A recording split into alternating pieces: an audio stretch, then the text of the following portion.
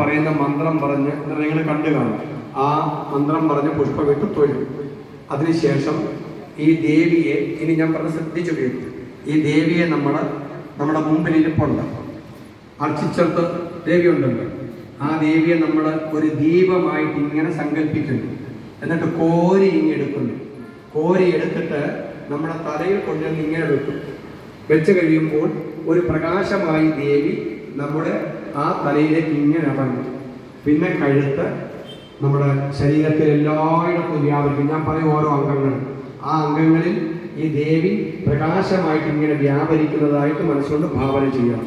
അങ്ങനെ ഭാവന ചെയ്ത് അങ്ങനെ ദേവി വ്യാപരിച്ച് നമ്മുടെ പാദങ്ങളിൽ എത്തിക്കഴിയുമ്പോൾ നമ്മുടെ ശരീരത്തിലുള്ള രോഗകാരണമായ ദുരിതകാരണമായ ശത്രുദോഷപരമായ സകലതും കറുത്ത ശക്തികൾ എന്തൊക്കെയോ പുറത്തേക്ക് വേഗത്തിൽ ഇറങ്ങി ഓടുന്നതായിട്ട് ഭാവന ചെയ്യണം. വേഗത്തിൽ ഇറങ്ങി ഓടുന്നതായിട്ട് ഭാവന ചെയ്യണം.